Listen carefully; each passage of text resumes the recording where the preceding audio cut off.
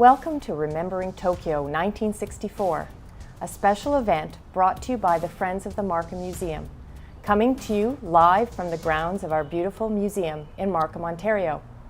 I am Martha Mingay, a board member of the Friends, and I'm delighted to participate in this look back at history as part of our museum's 50th anniversary celebrations. As the world gears up for its 32nd Olympic Games, to be held in Tokyo, Japan later this month, we hope you will get some insight into those 1964 Games through our conversation today with a former Olympian and a renowned journalist who were both at those Games, and today they are our special guests. Welcome, Bill Crothers and Lloyd Robertson. Before we begin, I would just like to mention that we are taking protocol measures to prevent the spread of COVID-19 during this event. It's also important for us to acknowledge the lands. The Markham Museum acknowledges that the land on which we are hosting this interview today is the traditional Indigenous territory of the Mississaugas of the New Credit. The land on which the city of Markham sits has long been a meeting place for diverse Indigenous nations like the Anishinaabe, the Haudenosaunee, and the Huron-Wendat.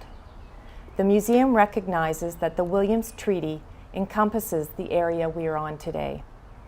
In present day, the meeting place of Markham is home to many Indigenous peoples from across Turtle Island, and we are grateful to have the opportunity to meet here in community. The Markham Museum in the retired Mountjoy School building on Markham Road, and later expanded to include the Williamson and Strickler farms. Today, it brings the past and present together on 25 acres of land with more than 40 local historic buildings, as well as a LEED Gold certified collections building. Markham Museum focuses on key environmental histories and human relationships with the land through activities such as pottery, agriculture, metalworking, and textile production.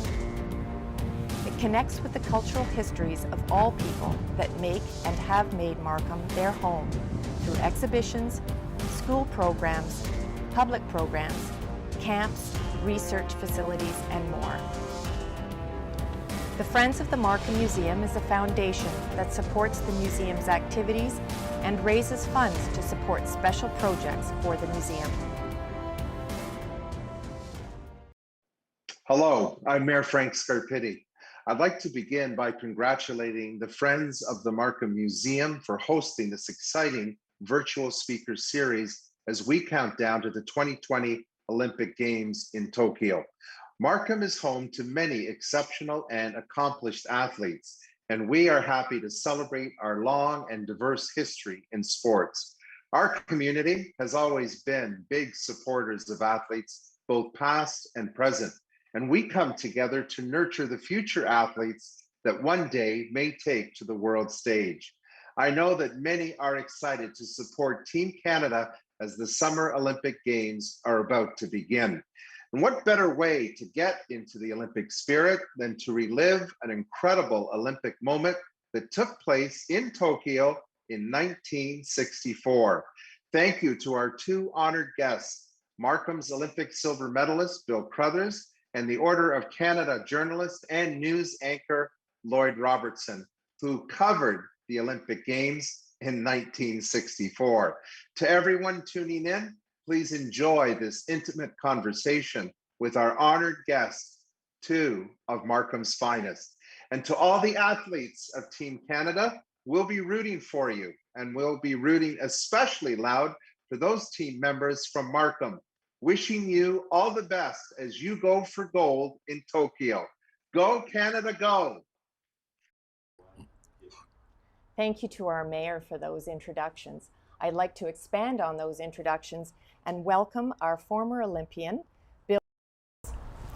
Good to be here. He's a silver medalist. He ran the 800 meters in Tokyo for Team Canada and came home a champion. He is a Markham resident, a member of our board, and he's dedicated much to education, sports, and leadership. He has a degree from the University of Toronto in pharmacy.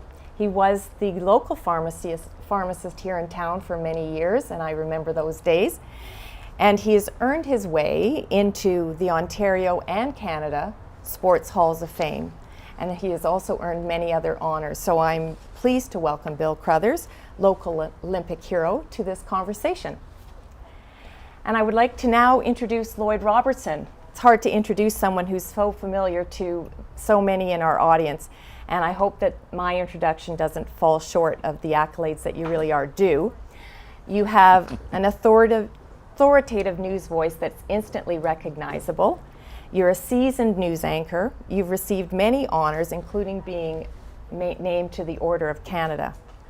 A most respected media personality, and significantly for our conversation today, you covered the 1964 Olympics. So welcome, and let's get this interview started.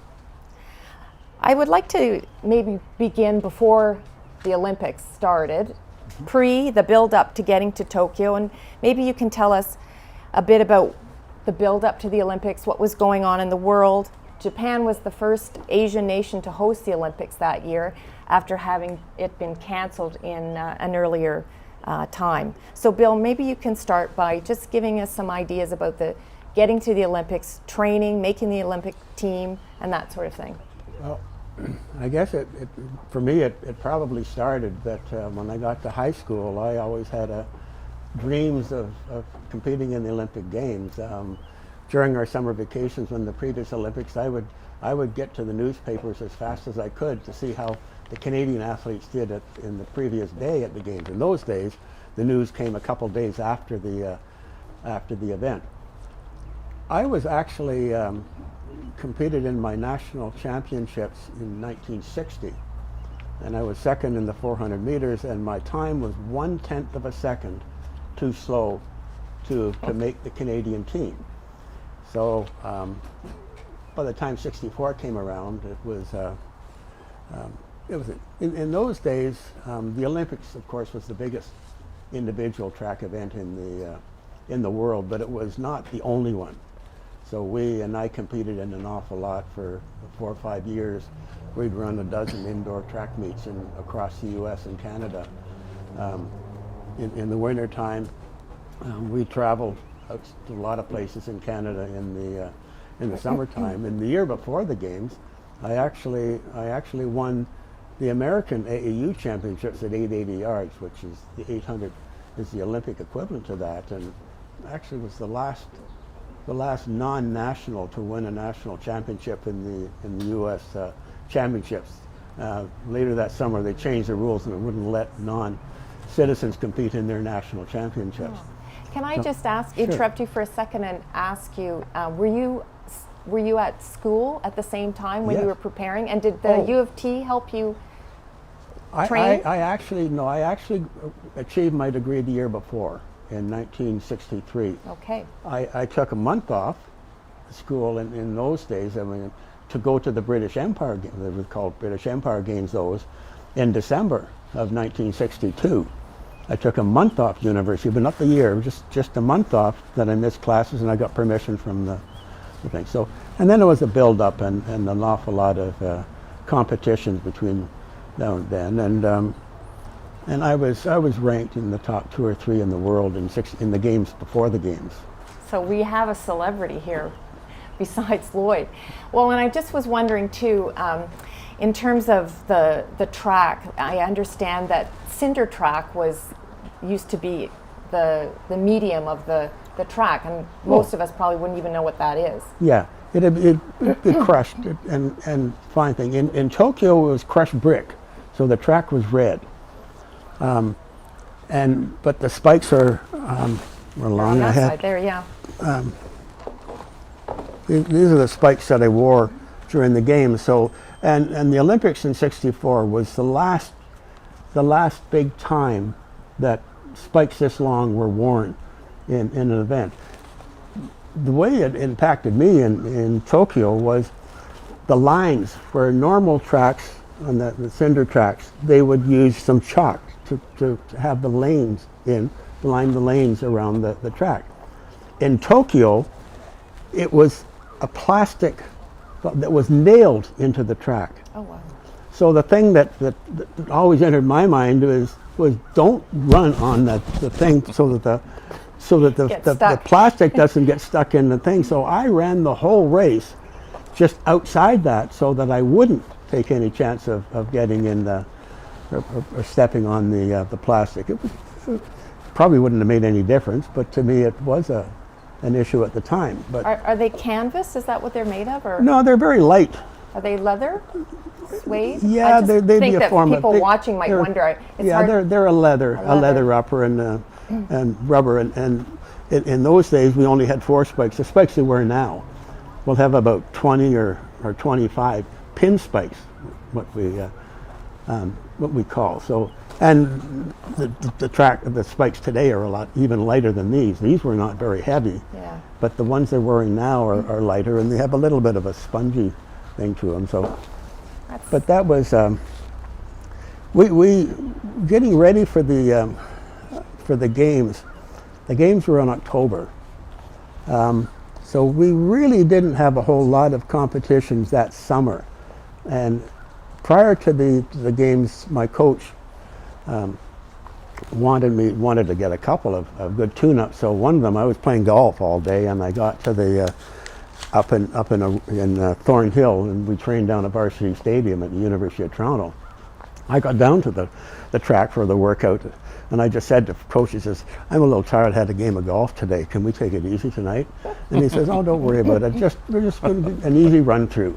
Seems very different than the regimens that some of the athletes go through today. Oh, it seems yeah. like you see the videos of them, pumping iron and all of these different weight machines. I never lifted weights the whole time, but the coach said, he just came over after we warmed up, and he says, why don't you just go through an easy 800 with some of the fellas that running on there. And he told one of the guys who was a quarter miler on the team, he says, I want you to go in 500 yards or from the end of the thing, so after 330 yards. And he says, and don't let Bill pass you. And so, I mean, I didn't know that at the time, but so I'm competitive. I didn't let him pass me, or I did pass him, and that was my fastest time that year before the games. So then we went out to Vancouver to run a tune-up meet, and they invited a bunch of Jamaicans up for the meet. It poured rain the whole day. My goodness. So we didn't get the race that I wanted to. Well, let's bring Lloyd in here, and obviously from the athletes' world to the journalists' world, what was happening as you built up to the Olympics? Well, first of all, I was really thrilled to be asked to go because it was a very different era. I know that most people watching this would recognize me as a news person first rather than a sports person, but back in those days, if you could do it, you did it, because it was all about the ability to broadcast. And I had done some news and some sports coming into that period, but we didn't have very long to prepare because I didn't hear about it until late spring that, oh, we're thinking about sending you to Tokyo in October for the Olympic Games. I was knocked over, I tell you, because it was such a huge honor, because this was such a very big deal at the time. First games in Asia, yes, and Japan had won the games in 1940, but they were pulled away from them because they had invaded China, and they were given to Helsinki, and then the whole thing was wiped out and canceled because of the Second World War, and nothing was resumed until London of 1948. So for Japan, this was really a singular event, and we all felt that when we went over there. And I was rooming with, in those days we always had a partner, and we roomed with another guy, and that person happened to be Ward Cornell. Now some of you may remember Ward Cornell. He was the host of the NHL broadcasts during the 60s and early 70s. Wonderful guy from London, Ontario, and we would have our daily little biscuits and jam, little goodies as he called them, every evening before we went to bed. And then his day was very different from mine because he was going out to the venues. I spent most of my time in the studio at the broadcast center, because in those days we didn't trust the satellite necessarily. These were the first games to be broadcast by satellite. So that was the other very big deal about this. And the only thing done live, that is live to satellite for us, was the opening ceremony. Everything else was taped in advance and then sent on the satellite to California and on to Montreal and Toronto. That was the path for the signal.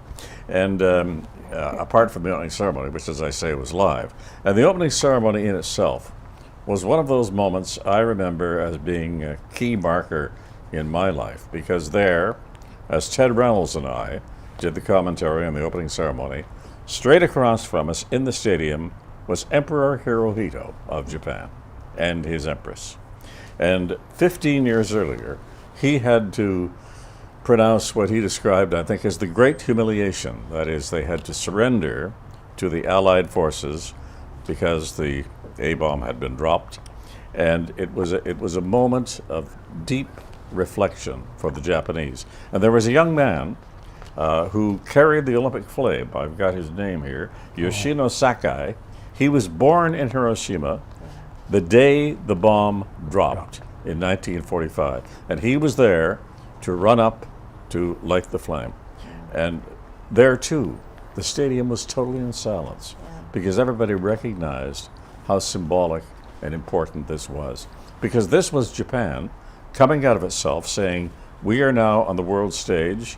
We've had a wonderful history in Japan. Terrific, very colorful, interesting culture and history. But they went through that militarist period from the 1930s into the Second World War, conquering many countries in that area, including Korea, Japan, China, etc. And they wanted to say, we are now prepared to play the games on the world stage. And that was very, very important to them. So that was a very symbolic and important Olympics. I think there were two other things that really were important to the Japanese at that time. Number one, in addition to they wanted to see we're back in the world, because especially in the West, they didn't have a very good reputation as a result of the war. But secondly, in those days, the discussion was if you bought something cheap and it was a duplicate, it was made in Japan. Yeah. So they wanted to demonstrate that it wasn't, that, you know, Japan had really developed and they had some real technological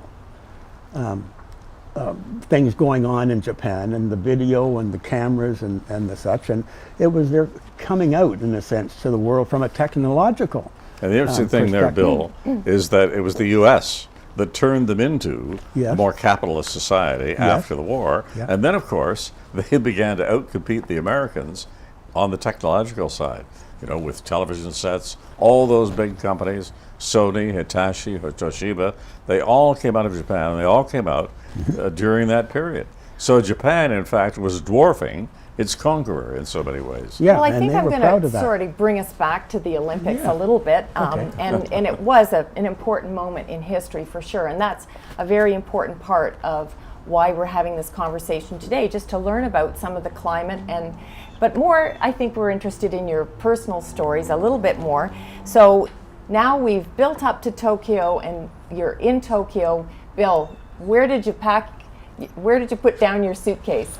Well, interesting, the Canadian, back in those days, and we'll get into this a little bit later on, there was a huge difference between the males and the females. There were literally twice as many events for males as there were for females. Females were very, very protected. So the men's track team, we lived on what had been an American Army barracks. Okay. So the Canadians, we were in a house. The track team was 17. We had 12 men, 5 women, a coach, and a manager. This year's Canadian track team is 57 athletes, 31 coaches and team officials. So we had 17 athletes and 2 officials. We had one doctor for the whole team, the whole Olympic team, and he was a specialist, Phil Edwards, who was a bronze medalist in 836, and he was a tropical medicine specialist, and 1 physiotherapist. And I was lucky. I was one of the ones who Wow. got to see the physiotherapist almost on a daily basis. I was having a little bit of trouble with my Achilles. But there were 17, there were 12 track team plus a manager and a coach. There were 7 of us in the dining or in the living room of this house, 7 cots lined up. And I was one of them. And then we had 3 athletes in another room, 2 in another room, and then the coach and the manager were in a 4th room. That was our accommodation in the Olympic Games. Now, and the girls, the 5 women, all the girls were in sort of a high-rise apartment building, surrounded completely by a barbed wire fence. And the women were kind of protected in those days, and I know there were a couple of men that decided, well, they were going to use a pole vault to get over the wire to get into the And some of them ladies. could. But the ladies were Yeah. very, very protected in Nice. those days. So very, very different than what they are. The opening ceremonies Yeah. in the games, everybody attended the opening ceremonies except athletes who were competing in the following day. They were exempt from participating because you marched in and the event, lasted an hour and a half or 2 hours or something from the time when the first athletes walked into the Just stadium. showing a picture on the screen there of Oh, that's the Canadian team. yeah, of the Canadian The team. whole team was about On the- 117 people. And the total. brick track. Yeah, that's a crushed brick track, 8 Yeah. lanes, and the tape, the lines there, is actually plastic tape that's nailed into the track. So what about you, Lloyd? Where did they put up the journalists? Did you have to book your own? No, they actually housed us in a hotel, kind of on the outskirts of Tokyo.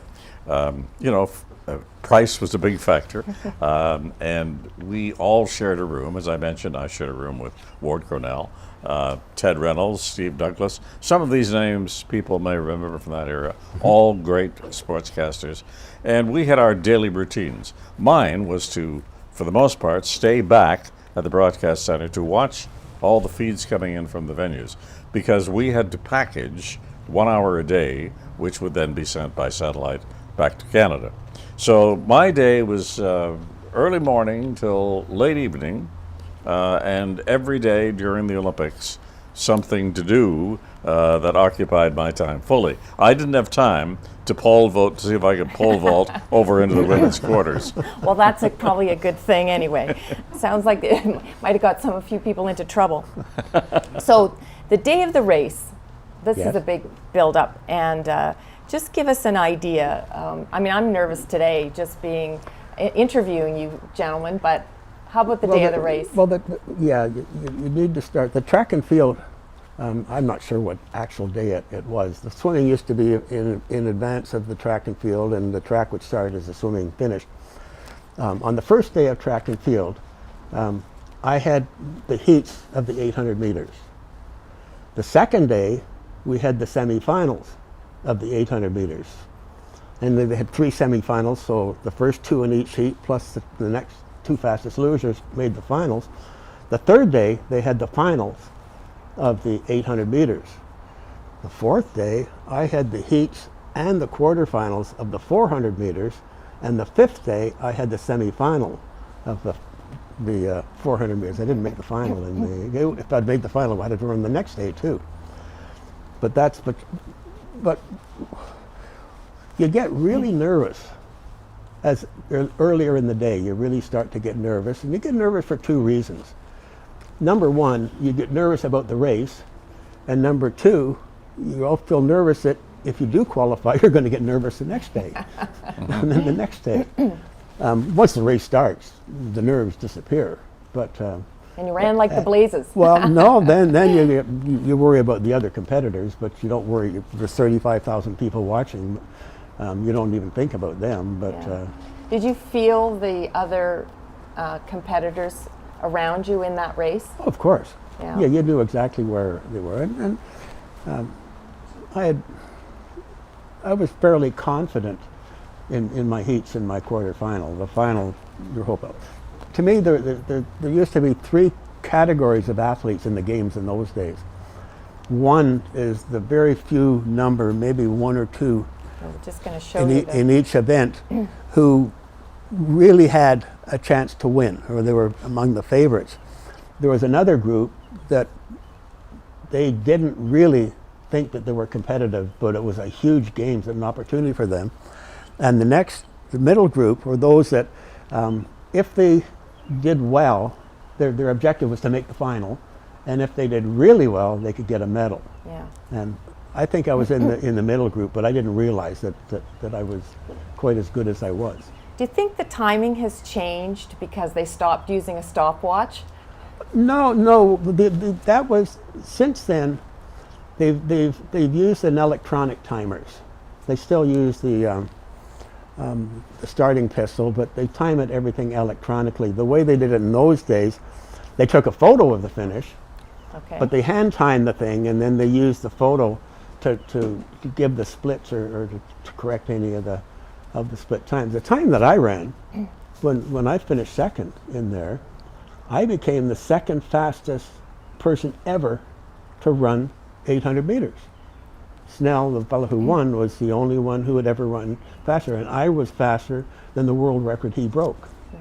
That's So that was, congratulations again. I think, for all of us here, we're applauding that, and because we know each other from the education world. It's to hear this information is really, really important, and it's really quite remarkable that without the weight training, playing golf the day before a big race, that you were able to. well, we were literally amateurs. There were very, very few athletes in those days who were competing in the Olympic Games could be considered as anything close to being professional. Yeah, the top handful would get money under the table to travel to that. Our coach, in a sense, used a variety of that in that they said, okay, you want Bill, you want Bruce Kidd, you want the indoor meets or something, you want them to compete. I would like you to take a relay team, and Bill will also run on the relay team. So you take 3 guys to run a mile relay team, and that's what he did, was he used us to get other athletes invited so they get a chance to compete at that level. Yeah. But no, we did it because we liked it. We went to Europe, we raised the money ourselves, most of it, to go to Europe. We ran on our holidays. I mean, today, most of these athletes, except in the, I won't say the non-popular sports, the athletes are all full-time professionals. We weren't. Yeah. And I did my competitions either on the weekends, or if it's out of the country, we use their holidays. Yeah. It's argued, Bill, excuse me, Martha, but I was go going to say, ahead. it's argued that the professionalism, which has now inserted itself Yes. into the Olympics, like as you described, Yeah. has that harmed the Games, do you think? Well, it's put a different focus on the games. I don't know if it's harmed it or not, but the professionalization of a lot of sports, it's changed the approach, it's changed the attitude, and still there's an awful lot of athletes, professional athletes, who go on to careers in other sports. There's an awful lot of them who go on to other careers in athletics, in sport. And that's much more common today than it was in other days. It's just a different philosophy, a different games. I mean, our social life is very different today than it was in 1964. The gender issues are very different. As by 64, there were twice as many events for men as there were for women. Nowadays, I think there is one sport in which there is not the equivalent female, but every other sport there are equivalent number or events for males and for females, and they're almost identical. So that's very, very different than. And I don't think we can overemphasize the fact that the beginning of the television age, I mean, it was just beginning to open up then. Many more people had television sets. All of that drove the professionalism because the TV companies were saying, hey, we want to get viewers for this so that we can sell ad time, of course. Same with the International Olympic Committee. They wanted money for the various organizations. They wanted their own take from the Olympic gold pot. So it was all about making the games as visually attractive as you possibly could. Well, you think I think the corollary there is the opening ceremonies. Yeah. Yes. I would think far more people have watched the opening ceremonies than watched actual events during Yes. the Olympic Games. That's That a is huge true. thing. That's In absolutely '64, true. the Yeah. opening ceremonies were really for the athletes. They televised them, and then they started becoming popular. Yeah. But when the opening ceremonies were staged, initially in '64, they were for the athletes. We all went to the That's right. to the, Well, we all well, the lived in Olympics in its and we all purest lived in the form. village. I'm sorry, I was just going to say, Mark. Sorry. The Olympics in its most pure form is the big international event of the youth of the world coming together, Yes. celebrating success. Yeah. And that's what it is destined to be about, we would hope, even today. Yeah. But there have been a lot of problems, as we all know. But nevertheless, it has that ideal. And I think, a lot of people are trying to get back to that ideal. We'll see whether... That's a good segue into me asking you if you knew about the Golden Rejects. Oh, my goodness. Yes. Yes, Roger Jackson and George Hungerford. Those two weren't given much of a chance. Indeed, not many journalists went out to cover the race. They thought those guys don't have a chance. Within rowing, right? Yeah, in rowing. Yeah, they'd only been practicing 3 weeks or Well, something one was an together. extra on the fours, They were and the other alternates. was an extra on the eights. Yeah, they were alternates. They weren't supposed to be on the teams. So what happened? So, well, what happened, we saw, and we were amazed. I remember watching that race back at the broadcast center, and we couldn't believe our eyes. We say, are they actually coming in 3/4 of a boat length ahead of the other people? Yes, they were. Canada's first gold medal of those games, George Hungerford and Roger Jackson. It was amazing. So that was a huge story. And that was the other thing about the media coverage of those games in particular, because again, first live satellite coverage, there were so many great stories. And that was one of the first ones. Yeah. These two guys, these two, as you say, rejects, Yeah. who were suddenly the talk of the town, the toast of the town. Yeah. The other event, I mean, that's from the Canadian perspective. One of the other huge events in the stadium, and I'm not sure how much you were aware of it, Lloyd, the men's marathon. A Japanese runner came into because when they go 26 miles, 385 yards, but they finish with a lap of the track. And the first fellow was the Ethiopian, the Bibi Bakila. That'd be killer. But Yeah. then the second person to come into the stadium was a Japanese runner. And you couldn't believe the explosion of the noise in the stadium. And shortly after that, a British marathoner came in. The British marathoner passed him in the stadium on the track to finish second, but the Japanese runner was third in the Olympics. And that was a huge event for the Japanese, and one of the biggest reactions that I think that they experienced from the crowd in the stadium. Now, if you had been doing interviews as opposed to being in the Olivetti Center hub, is there a question that you might have asked an athlete and maybe today ask Bill about his race? Is there something that you would, as a journalist? Well, actually, I did a few interviews, but they had to be very short because we only had an hour and a day for the events, and we had to crowd a lot of things in. So if Bill had come into the studio, we'd really have to focus down on the most important thing to ask him that day and hope that he would give us a 30-second answer. Anyway, I didn't get a chance to do that with Bill. But one thing he said earlier fascinated me here today, and that is when we looked at that picture on the screen a short time ago, we noticed you were all bunched together. And yet you were trying to be sure that you didn't step on those lines. Yeah. How did you manage that? Just stay outside. Yeah, but that's hard to do when you're follow, crowded in there. No, but you follow, you do that. I never ran, or very rarely ever ran a race in which I led the race. I always followed somebody else and then would try to win by the kick at the end of the race. Right. So to me, the idea was to stay out of danger so that nobody stepped on your heel or you didn't step on anybody else's heel. Now, Snell, who won the race, ran inside. And then when we got by the bell lap, after the first lap, starting into the corner around there, I was out, and that was, I mean, Snell was, he was the defending champion, so I keyed on him. I would just run just on his shoulder, just outside him. And he was boxed in on the corner, and he just lifted his arm like that, and the others let him out.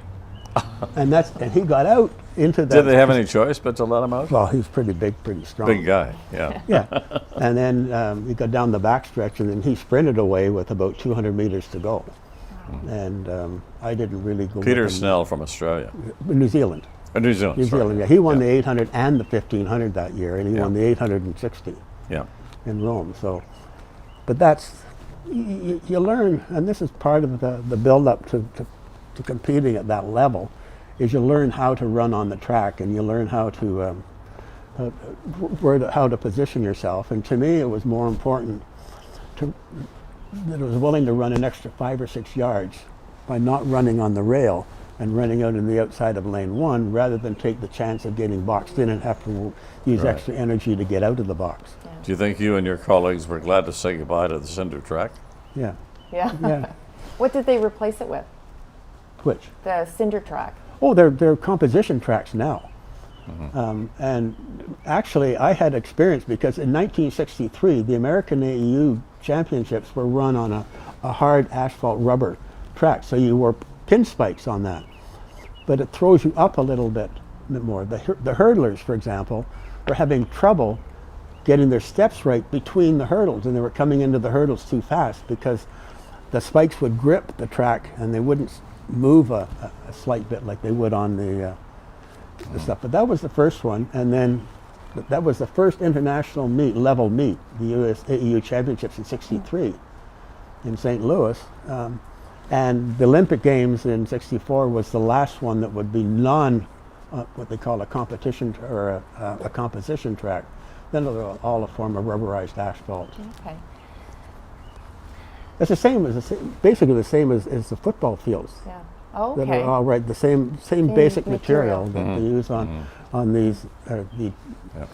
So in the journalist hub, did you have any interesting stories about behind the scenes? Like, were there any mishaps or bloopers? I guess the bloopers didn't get sent to the No. across the world, but No, well, those were the days when we would edit everything. Yeah. Except for the opening ceremony, which, as I say, was telecast live. Because we did the editing of the video and sent it over via satellite because we were afraid that there would be satellite breakup. But we didn't quite trust the satellites at that point. And there were a limited number of them. In fact, I think there were just 2 at the time. Now the sky is filled with them, of course. But there was one behind-the-scenes story that involves one of the athletes. We all had a bet on Doug Rogers in judo. Bob McDevitt, who was the commentator for the judo from Canada and was from Montreal, CBC Montreal, he had been following Doug Rogers, and he knew all about his chances when he got to Tokyo. And he says, oh, you guys don't think Doug Rogers has much of a chance? I'll tell you what, I'll take $5 from each one of you. And we had about, I guess, maybe 15, 20 people on that team. He got $5 from every one of us, and we watched in amazement as Doug Rogers, there in Japan, the ancestral home of judo, wins a silver medal in judo, as did Bill, and they won the same day, Same right? day. Same day. Same day Bill won. What they And- didn't know is that Rogers had been living in Japan for 18 months. That's right. Training yes. and practicing That's there. right. That's right. Yeah, yeah. And Bill was Bob McDevitt was absolutely determined that he was going to win. That was one little behind-the-scenes story, which we had a lot of fun with, because we never dreamed that he would win it, and that was a very big deal for Canada. And when he came back, of course, he was the toast of the town of Montreal, because no one thought he could do it from there either. Yeah, and Doug became a pilot with Canadian Pacific Airways. well, and speaking of being toast of the town, you had the closing ceremonies. I know Bill has some of his athletic wear and the blazer from the Olympics. After the closing Olympics, he came home. Were you the toast of the town? Oh, yes. One other thing before that, though, the closing ceremonies were that's something that anybody who took part in them, at least I certainly remember very, very, very, very much. And we paraded into the stadium, and then we paraded out of the stadium, but we weren't in our teams. It was very casual the way you left the thing. They just let you all loose to flood onto the field. In a sense, and we marched out of the stadium. They had it sort of fenced off an area and into a field. So it was a very social gathering in the field. But the one thing that struck me is that walking through this thing, and it may have been 60, 80, 100 meters, I'm not sure the exact length, but behind the screens or the fencing, there were the Japanese were there, and they were 8, 10, 12 deep, and they were all crying that the games were over. That you'd never seen that kind of an emotion, and that had a huge effect on the athletes of leaving the games. No. I think there again, Bill, you were seeing the effect on Japan, because I was called upon in the first few days I got over there to appear on NHK, which was their public broadcast network, and they were interviewing briefly a lot of commentators and anchors who had come from other countries. I was there with the German and the Englishman and BBC, and they wanted to know our impressions of Japan and what we were doing and what our job was. They really wanted to make an impression on those games. So I think that was a sense of relief and also a sense of celebration that those games came off perfectly. Yeah. In every way. It was marvelous, and that was, of course, one of the things that was really important to them in staging the games, was to demonstrate to the world that they were back and they were friendly. That's and right. They weren't the ogres that a lot of people in the U.S. and Canada thought they were because of the war. Exactly, yeah. Well, it was a very pivotal time for that part of the world, and it was so interesting to hear about your time there. So, when we got back. When you got back, how were things? A lot of invitations to go and do things. I mean, the track didn't end. I mean, it was October, so that was it. I ran a track meet in Louisiana, New Orleans, on January the 1st. No, December 31st, before the Sugar Bowl, the day before, and then we had an indoor meet. So it was back to track and field as normal, training as normal. The kind of situation was, your picture was in the paper a lot, and in those days, there would be an article on Friday where we were going on Saturday or Sunday, and there was an article on Monday on how you did on the weekend. I was still single, so you go on a date and you want to go to a movie, and you're in line waiting to buy tickets to get into the movie, and everybody's turning and looking, and you wonder how is your date feeling that everybody's looking at. She was probably feeling pretty good, I think. Well, I don't know, but yeah. We were well known. In Markham, I was living in Agincourt at that time. I was born in Markham, but at that time I was living in Agincourt, and beside the Tam O'Shanter golf course. And the town of Markham decided to have a ceremony to welcome back the Olympic medalists. So they had a helicopter land on the Tam O'Shanter golf course. So I got on a helicopter, and we flew by the helicopter to the Markham Fairgrounds, which in those days was at Kennedy and Markham and Highway 7. At Highway 7 and Markham Road. In Scarborough, because I was living in Agincourt, there was also a parade there, and there were 3 Olympians from Scarborough who'd been in there. There was a gymnast, and there was a basketball player, and myself. So we had those kind of ceremonies. And I know that you brought your medal today, and I think if we can have a peek, it would be.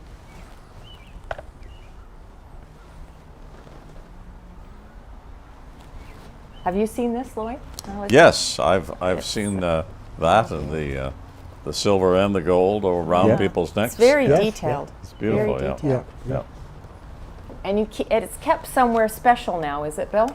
Well, it's at the Bill Crothers Secondary School in Unionville, which is part of Markham.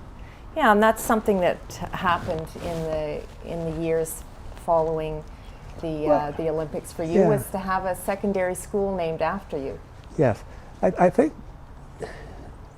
it might be appropriate to mention that there is a history of Markham in the various Olympic Games. And in 1964, there were actually 2 medalists who competed in the '64 Olympics. The Winter Olympics in those days were the same year as the Summer Olympics, and Debbie Wilkes, a figure skater from Unionville, Ontario, skating out of the Unionville Tennis Club, and her partner Guy Revelle won a medal in the figure skating at the Winter Olympics in '64. It's a big year. Yes. Very big year. Yeah, and you mentioned the school. There's a number of athletes from Canada who were in Tokyo, or from Markham, I should say, in Tokyo, at the Bill Crothers Secondary School, as an example. In Rio, there was one girl who was still a student at the school who competed in Rio in the Paralympics.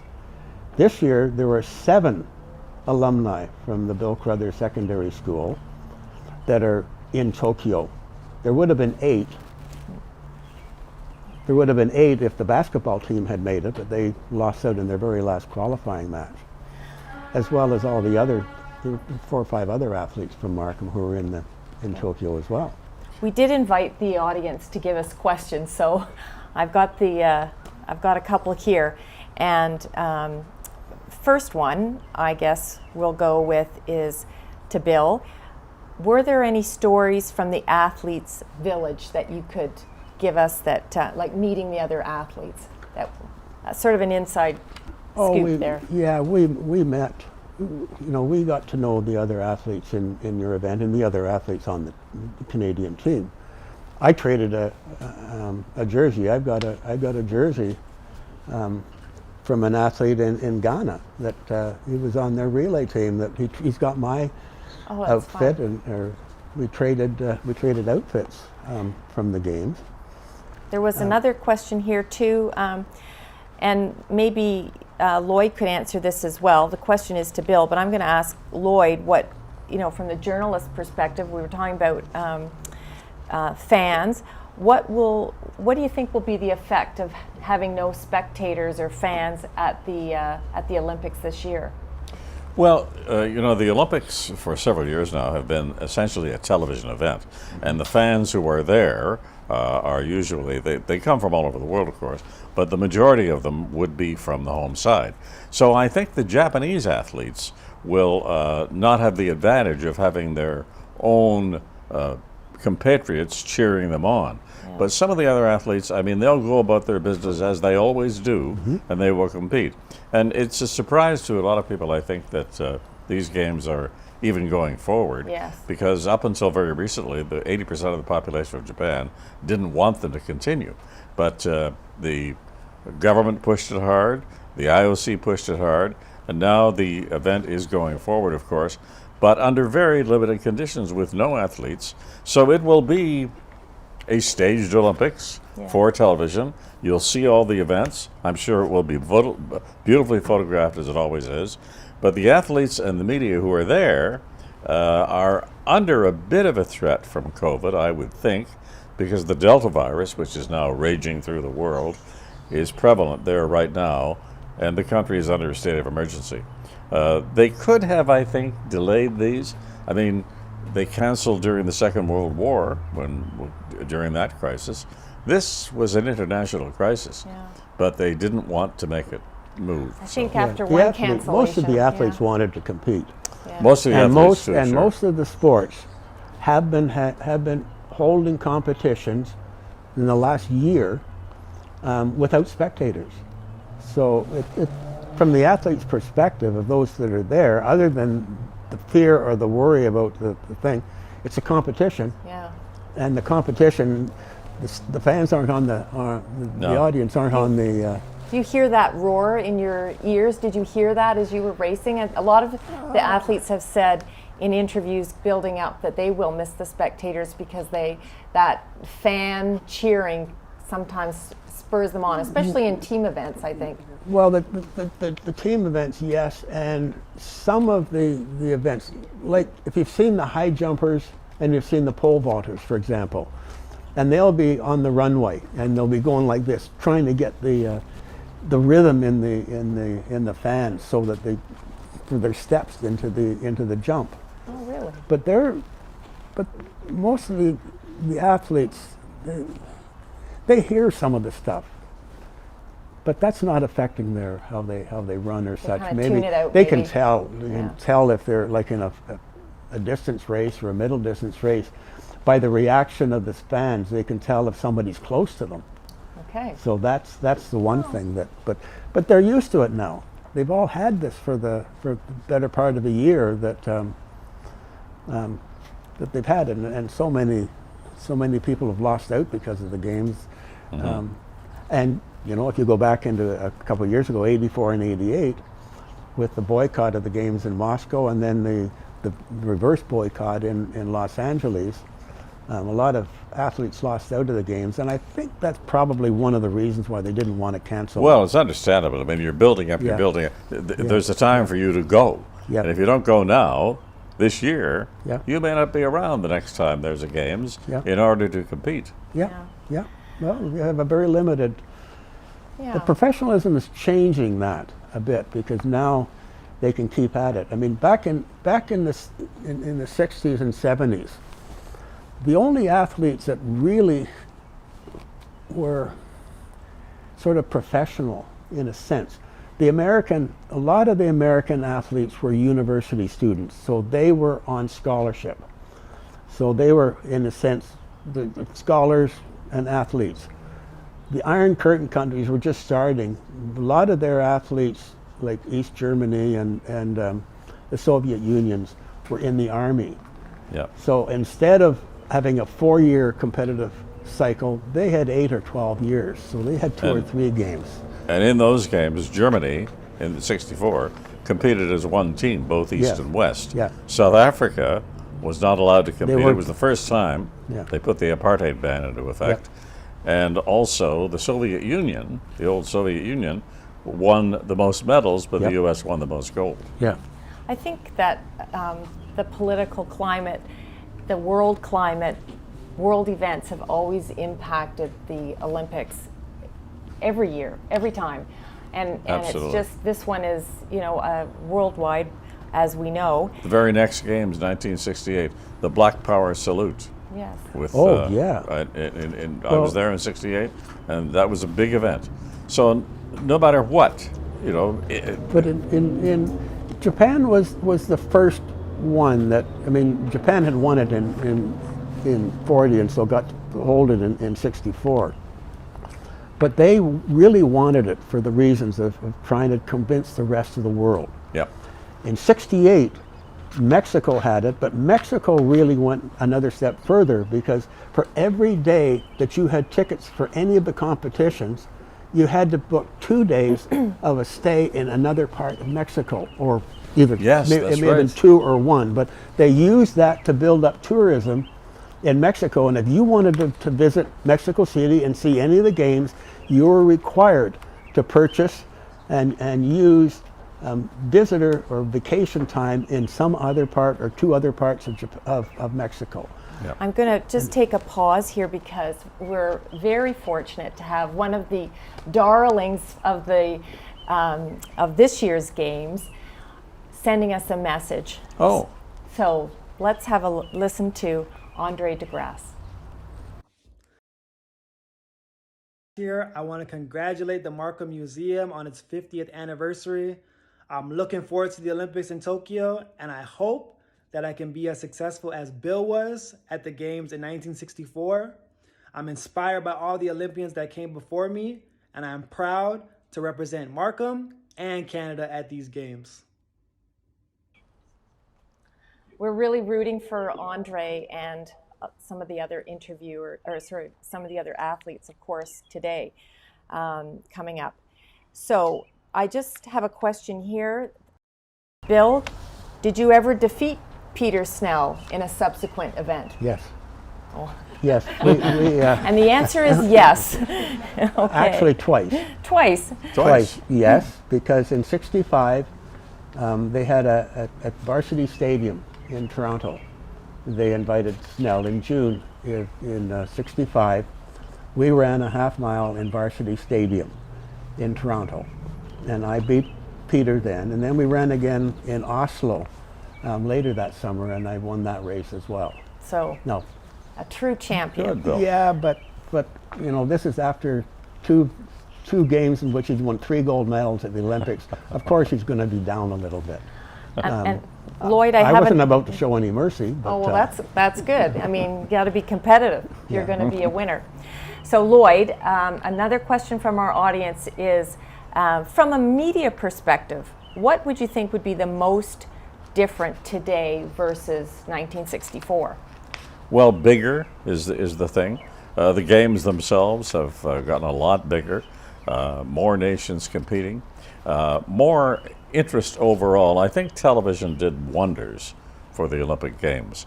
Before that, of course, you had radio and you had newspapers covering the games, but television, pictures, being able to see those races, and now, shortly after 64, seeing them live, that was a very big deal. So I think what it did was it really elevated, it catapulted the Olympics onto the world stage in a way that had never been the case. Yeah. Okay, well, I'm just going to talk about a little bit of the post-Olympics, some final reflections. And Lloyd, after the games, you went on to do another couple of Olympics. Tell us about those. Were they different? And how did your career evolve after that? Well, I covered Mexico in 1968. I didn't make it to Munich in 1972 because by then I was doing the Daily News, but I did come back to do the 76 games in Montreal. But in 68, I remember distinctly, Bill was talking about this, it was a different feel in those games entirely because it was Mexico. And there was kind of a mañana attitude about it.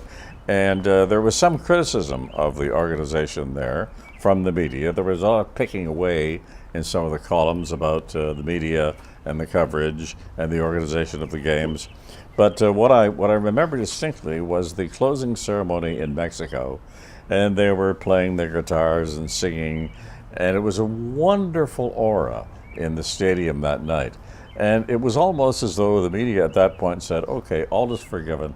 This is what Mexico is really like. It's a happy place. They're a happy people. They enjoy things. Are they spot on with the organization? No, they weren't. We had a situation where we were trying to hook up the audio. First day for the opening ceremony, Ted Reynolds and I were ready to give our commentary. And Toronto, back here, they were saying, we don't hear you, we don't hear you. So we had to call the technicians, and a fellow came in, he looked at 2 wires that were hanging loose in the booth and shrugged his shoulders. He didn't know where they were supposed to go. And after some shouting outside the booth with his supervisor, he came back in and quickly put them together, and we were heard back in Canada. But that was the kind of thing that was going on. Yeah. But it was a wonderful feeling. In Montreal, that was the first Olympic Games in Canada, of course. That was a very big deal for Canada. We would love to have done better with the medals, but the games came off well organized, beautifully covered at the time. I remember the Queen being there to add some luster to the opening ceremony. It was a great event. But of course, there is always the legacy. It was expensive for Montreal, and then along came the stadium, and that lasted as a tax legacy for Montrealers for a long time. But I had my time with the Olympics was some of the happiest moments of my television life. Oh, that's wonderful to hear. So, Bill, after the games, you had these honors, and then you went back to being just the town pharmacist. Yeah, well, I was a pharmacist, and I mean, my running really helped me professionally. Most people, and you as a lawyer, when you start a profession, it takes a little while to gain the confidence of other people. When I would practice pharmacy, I was accepted in day one because I was well known because of of that. I also competed in Mexico. All I ran was the relay because I was in the hospital when the Olympic team actually left for the game. Had some surgery on my Achilles, and But every game there's some highlight. I mean, I remember in Mexico when the high jump or the long jump, the men's long jump, and when that event, they had a sort of a triangular thing out there. Normally, they would measure long jumps in those days. They take from where the takeoff is and so out and put a pencil in there with the tape measure and measure how long the jump was. They had built a tripod for which went about a foot past the world record. And the American, the third jumper in the competition, and I was sitting on the other side of the stadium, and I just looked at the jump and it says, they can't measure it. He jumped past the thing. He broke the world record by 2 feet in that event. So there's always something at the games. And of course in Mexico City, they had a lot of protests before the games opened. Yes. And there were something like 7 or 8 protesters that were killed in the Yes. 2 or 3 weeks before the opening It ceremonies. was a big story. Student protesters. Yes, yeah. At the, So this year with COVID, of course, the online learning took the place of in the classroom, Oh, yes. but also in the gyms. And I'm just wondering, when things get back to normal, what you think is the importance of a sports program in a school? well, I think it's important. I can remember when I was a chair of the school board, the director of education, every games, the Olympic Games or the British Commonwealth Games, the Pan American Games, the director asked me, how come the Canadian athletes didn't do as well as we had wanted them to do? And I always had an answer. And then one year he came to me and he says, you know, we have special program for special ed. We have French immersion programs. We have an arts program. Why can't we do something for the student athletes? And that was the genesis of the Bill Crothers Secondary School. It took about 5 or 6 years of planning to get the school, but one of the objectives was to try to encourage and to demonstrate 2 things. One, to promote outdoor living and activity, being active, and the other one was to demonstrate that excellence in education and excellence in sport were not mutually exclusive.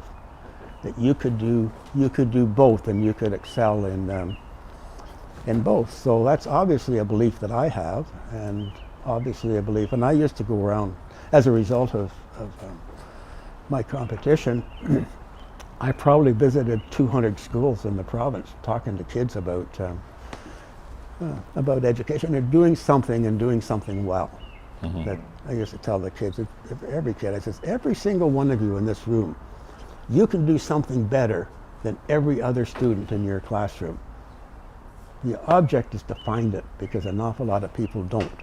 But everything, there's always something you can do better than everybody else. So try to do everything as best you can. Yeah. Well, I think the school has been a success because Tremendous. we have a number of alumni that are in the Olympics, have gone on to sports careers, and we're going to make mention of those in a minute. I think we're going to have a picture of them, and here they are. So let me just have a look here. We've got, of course, our darling Andre DeGrasse in athletics, Andrew Coe in rugby sevens. He's also a graduate of Bill Crothers. He's a graduate of Bill Crothers. Yep. Gabriel Smith in the rowing, Jason Ho Shu in badminton, Michelle Lee, another badminton player, and Joshua Liendo from swimming. And I think he's from Bill. Is he from Bill Crothers? Yeah, he's just graduated He's just graduated. this year. He's in this year's graduating 18 class. years old. So there are some other local representatives, and I think that the mayor has put together some information on the website about those other athletes that are local that will be at the Olympics. Yeah, the other ones from the school. Jeremy Hazen, table tennis, and he was the school class of 2020. Stephen Marr, volleyball, class of 2012. Marisa Papakonstantinou, track and field class 2017, and she also competed in the Special Olympics in Rio in 2016, and Jaden Riviere in soccer class of 2019. So these are all connected to Markham. And Bill, one more thing, just while we're talking about this. Yeah. You may remember this, and I certainly remember hearing this from athletes, that when you're over there and you're that far from home, it's great to be able to get those messages of support. Greetings, good luck on the race, congratulations, all of that sort of thing. So there would be an Olympic website, I'm sure, where when the games start, you can send your greetings along for all those wonderful Markham athletes. Yeah. And I also forgot to mention Bianca Andreescu is on the tennis team, U.S. champion, and is an alumnus of the Bill Crothers Secondary School, although a lot of it on the online learning part. And most importantly, our Bill Crothers. Well, I think that may bring us to a conclusion this afternoon, and I would like to thank our guests for supporting our museum in this event. Histories of all kinds are important, and we can see how storytelling can impact perceptions and understandings. And all who came before play an important part of shaping our community. So we thank you all for joining us this afternoon, and we especially thank our sponsors, our gold sponsor, the Prochenko team. John Prochenko is a born and raised Markham gentleman, and he is working hard in his real estate business. Esquire Homes is our silver sponsor, and they have developed heritage projects within our city. The McCourt Partnership is a family business that's been in Markham for over 60 years. And also a thank you to our law firm, Minge and Vershak, who sponsored me as your moderator today. To all who helped produce this event today, especially Nilesh and Lucy, Kathy Malloy, our director of the museum, the city staff, our board members, and of course our two special guests, Lloyd and Bill. If you would like to donate to our Friends of the Markham Foundation, we have a website that you can refer to, and for other programs and events and things happening, as well as I hope a replay of this event, you can check out the city website. So we wish the best to all of the Canadian athletes competing in Tokyo, especially our local ones. Thank you, Bill and Lloyd. Good luck to all. Thank you, Martha. Thanks, Lloyd. Thanks, Bill.